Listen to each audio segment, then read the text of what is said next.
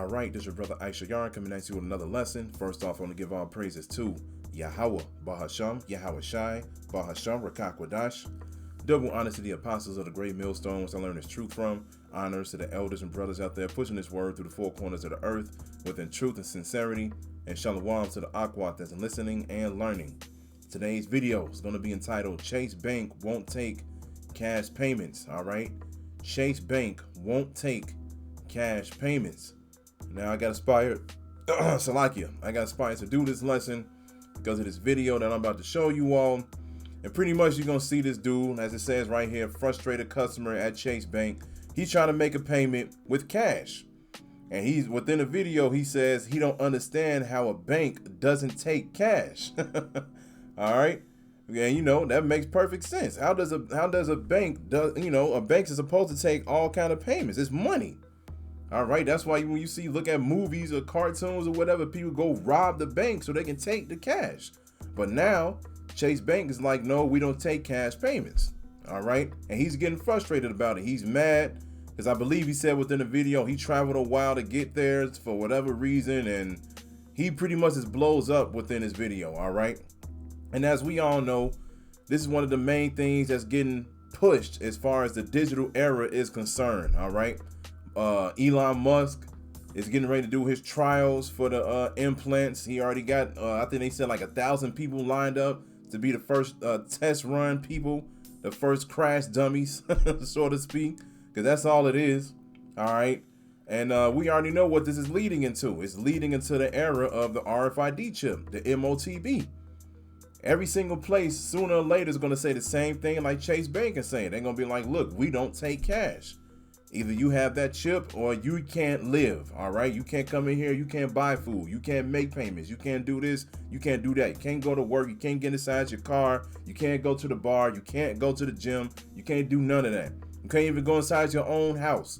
If you don't have this, they're going to pretty much look at you as an enemy of the state. And either, like I always say, they're going to eliminate you, lock you up, or leave you out in the wilderness. All right. Those are the three options. But as we all know, we got to keep faith because we already know this is supposed to happen. All right. So let me go ahead and play this video and then we're going to grab a few scriptures. Customer service when somebody lives 130 miles away. Or we can take you their cashier's check. I know. I tell you, when I walk out of this damn bank, I'm going to get on Twitter. I'm going to blast the hell out of JP Morgan for not taking cash at a bank. That's the most stupidest thing I've ever heard. Do I feel that way? That's crazy. It's crazy. Somebody walks in, the customer gets cash, and you won't take it. And you won't make an exception. I'm going to leave the building or I will call the police. Lady, I don't care who the you call. This is ridiculous not to take cash on the. It is Chase. It's not me personally. I appreciate you not yelling at me like that. Yeah, but you have the ability to do customer service. Why can you not take a $50 bill? I can just tell it to you. Okay, let's see it. At least like 100 or 200. So it does have to be checked. I asked to print it, but I don't know why I didn't. So if my mom walks up with the $50 bill, you're not going to take the cash from her? So I got to find a full video for this. All right. But as soon as I saw this clip when I was on Twitter, you know, like I said right here, Chase Bank won't take cash payments. We already know what's going on behind the scenes. All right. A lot of people are still asleep when it comes to this situation, but we already know what's going on, man. Esau is working hard behind the scenes. He knows that his time is short and he got to work fast because he know that the Lord is getting ready to come back. He know he got to get ready to defend his kingdom and he's got to try to stay. He's going to try to stay in his position that he's in. And he already know the only way that he can stay in rulership is if he gets rid of the Israelites. And this is the main way he's going to try to do it is by getting you Negroes, Latinos, and Native Americans to take this chip. Because once you take this chip, you are automatically cut off from the Most High because you chose your father, so to speak. You chose the person that you really have your 100% trust in. You can't get to the Most High if you have this chip inside of you, man. All right. But like I said, we already know that this is what this road is leading to. All right. Everything is getting ready to go digital. The economy is going to crash. The dollar is disappearing. All right. It's not going to be a such thing as physical money soon. And we got to keep pushing this, man. Like I said, we got to keep pushing this because we got to let these other Israelite groups know what the Revelation 13 and 16 is all about, because there's still a lot of groups out there that's not teaching correctly when it comes to that scripture, man. This is very important. Just like we always say, all you got to do is read Revelation 14 and 9, and it tells you whoever takes the MOTB, they will be in the lake of fire, which is the nuclear destruction. So what is it? What is the MOTB? What is this one thing that the Most High will not forgive you for if you take it? People saying it's sin, people saying it's embargo, all these different things. Come on, man. If it was sin, that means none of us making it. Because all of us sin, man. All of us do. Like the scriptures say, our righteousness is as filthy rags. So if that was the case, ain't nobody going to the kingdom. But the scriptures say that a small remnant is going to make it. Because the small remnant is predestined to not take the MOTB. All right, so you gotta get this correct, man. So let's start off with this 2 Timothy chapter 3, verse 1. And as you can see with the caption, it says, difficult times will come. When the MOTB is mandatory, that's going to be a very difficult time. All right, it says, this know also that in the last days, perilous times shall come. All right, perilous times. Let's look at that word perilous. And here we go. Here's a Greek word. Strong's G 5467. Chalepas. Chalepas. Chalepas. All right. And it says hard to do, to take, to approach, hard to bear, troublesome, dangerous, harsh, fierce, savage. And this goes hand in hand with Revelation 12 and 12. He's going to bring that great wrath because he knows that he has but a short time. All right. It's going to be dangerous times that's going to come. And like I said, part of those dangers is the MOTB. Because as soon as it's mandatory, they're going to use martial law to distribute it. They're going to use martial law to make sure that people line up and go take it. And if they don't take it, that the same soldiers are going to snatch people up, throw them in the FEMA camps. Like I said, lead them in the wilderness. They may just go ahead and eliminate you right on spot. It just depends on what the Most High puts upon their spirit to do with whoever it is at that moment. So yeah, this is going to be very dangerous times. This is why we're going to keep strength and we're going to keep faith. We're going to have faith in Yahweh B'Shem Yahushua. He's going to deliver us from these terrible times, man. Okay? This is one of the things, like we always say, you can't get this wrong, man. The MOTB is on its way. Let's get Proverbs 10. And then we're going to go to verse 28. This is going to be a quick lesson. And it says, as vinegar to the teeth and as smoke to the eyes. Oh, hold on. 28. Salakia, here it is. It says, the hope of the righteous shall be gladness. All right. But the expectation of the wicked shall perish, because the expectation of the wicked, which is Esau, Edom, his expectation is to get everybody chipped and bring in his new world order. All right. He wants to get all of you Negroes, Latinos, and Native Americans to take it.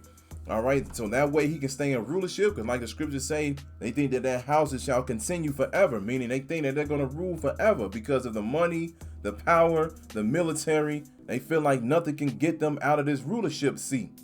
But they forgot about one thing. They forgot about the Lord. At least, you know, the Edomites that's below the 13 banking families, they don't know what's really getting ready to happen. The 13 banking families, they know exactly what's going on. All right. They know that the Lord is coming back. They know that they're going into slavery. They know who the true Israelites are. They know all of these things. All right. Just like the brother from the elder Karab, I remember talking to him a while back. He was like, man, look, they having nightmares about this every single day. And you already know they are. They know they are, man. Just like Apostle Gabar said when those dudes rolled up on him in a limo and they looked at the 12 tribe sign back in the day. And they was like, man, how did you get this? How did you get this information? We paid millions or billions of dollars to hide this truth. And then he said they went back into the limo and drove away. And drove away, man. All right. So like I said, the 13 banking families, they know exactly what's going on. But at the end of the day, the Most High is still hardening their hearts to go on with this NWO, just like like he did Pharaoh back in Egypt. All right, because Pharaoh, he came to his senses. He was like, look, I don't want nothing to do with this. He was like, all right, look, just take the children of Israel. Take them. Take your children and just leave me alone. But the Most High kept hardening his heart to be like, you know what? No, I'm not letting your people go. That way, the Most High can show his true power, okay? And people can really understand the true nature and fear and strength of Yahweh Ba'Shem Yahushai, man. The real power. And that's exactly what's getting ready to happen in these days. Esau's going to be like, look, ain't no way I'm going to have these people not take this chip. He's like, look, I'm going to make it mandatory. And I'm going to have all of my military, the super soldiers, the drones, the robots. All of these things are going to be out here patrolling. So how are we going to be able to get away from this? Yahweh Ba'Shem Yahushai, the angels. All right, let's get that real quick. The angels, man. The angels, when the Lord comes back, all right, he's going to show his true power. He's going to show everybody exactly what they're dealing with. Yeah, here we go. Isaiah chapter 59, verse 19, it says, so shall they fear the name of the Lord from the west, and his glory from the rising of the sun. When the enemy shall come in like a flood, the Spirit of the Lord shall lift up a standard against him. What's that standard? Spiritual power. All right, because when the enemy come in like a flood, like I just said, the military, the super soldiers, the robo-cops, the drones, the robo-animals, when all of these different things are on these streets, how are you really going to be able to defend yourself or, you know, do anything about the situation? You can't do anything, man. The only thing that you can do if they come near you or approach you, you just gonna have to fall in line. You fall in line, you let them take you, you let them take you to the prison or whatever it is, and this is what faith is gonna have to kick in. You got to be like, damn, man, it's time. I'm living it now. All right. Gonna be like, okay, well, look, you gonna have to think about these scriptures. Like Isaiah 33:6 says, all right, wisdom and knowledge should be the stability of thy times. Salakia, the fear of the Lord is his treasure. All right. So we're gonna be thinking about these scriptures to comfort us and to calm us down when these situations happen. And then as soon as we realize it's that time, whether, you know, you got to become a martyr or you really got to show your faith as far as, are you willing to die for this truth? Then out of nowhere, this is going to happen to a lot of the Israelite men. When the enemy shall come in like a flood, the Spirit of the Lord shall lift up a standard against them. This is when the Lord is going to give his chosen elect men spiritual power, real power. We're going to have a way to actually defend ourselves against this technology and weapons of war that Esau has today. All right. But before we get there, we got to do what? We got to fear the Lord. That's why I say, so shall he fear the name of the Lord from the west and his glory from the rising of the sun. We got to fear the Lord, man. We got to fear the Lord, and we got to deny this RFID chip. Because that's the only way you're going to be able to do it. The elect is already going to not take it anyway, because they're predestined to not take it. All right, but at the same time, when these things happen, man, you got to keep these scriptures in the back of your mind. All right, and get ready for it. This is Habakkuk chapter 2, verse 1. It says, I will stand upon my watch and set me upon the tower, and will watch to see what he will say unto me, and what I shall answer when I am reproved. And the Lord answered me and said, write the vision and make it plain upon tables, that he may run that readeth it. For the vision is yet for an appointed time, but at the end it shall speak and not lie. Though it tarry, wait for it, because it will surely come, it will not tarry. All right, we are here. Behold, his soul which is lifted up is not upright in him, but the just shall live by faith. Okay, the just shall live by faith. All right, we are at the end. The appointed time is coming. It's not, you know, it's not tarrying. It's not taking a long time. It's here. It's here, man. We just seeing it build up right before our very eyes. All of these different companies are slowly but surely, all right, they like, look, man, get rid of the cash. No, we don't take cash. We don't take cash. We don't take this. We don't take that. People making payments with their phones or debit or credit cards right now, man. And sooner or later, it's going to get to the point where all of that is going to be done away with as well. It's going to be RFID time. But it says, but the just shall live by his faith. We're going to have faith in these days. Faith that Yahweh Ba'Shem Yahushua is going to deliver us from this evil that is to come. like I said, you got to remember the same power that's bringing this evil is the same power that's going to bring salvation as well. All right. So let's get Revelation 13 and we'll end it with that. Like I said, this ain't got to be the long lesson, but when it comes to this prophecy, it must be said over and over and over again as many times as needed. This is Revelation chapter 13, verse 16, and it says, and he causes all, both small and great, rich and poor, free and bond, to receive an mark in their right hand or in their foreheads, and that no man might buy or sell save he that had the mark, or the name of the beast, or the number of his name. Here is wisdom. Let him that hath understanding count the number of the beast, for it is the number of a man, and his number is 666. All right, 666. All right, because it's going to be in the middle of the barcodes. That number will be in the middle of the barcodes, and whoever take this chip, they'll be able to buy or sell. All right, they'll be able to buy or sell, but we're not taking it because we already know what happens if you do. But it does say, whosoever should not worship this, they're going to be killed. This is going to be a very serious time that we're coming into, all right? So we got to have faith. You got to let these scriptures motivate you, inspire you, comfort you, and drive you with the Holy Spirit, man. You got to let the Holy Spirit take over at all times. So you got to continually and consistently pray to Yahweh B'Shem Yahushua at all times, man. Call on the Lord so he can help you out and get you through these times that we're coming into, because it's damn near here, man.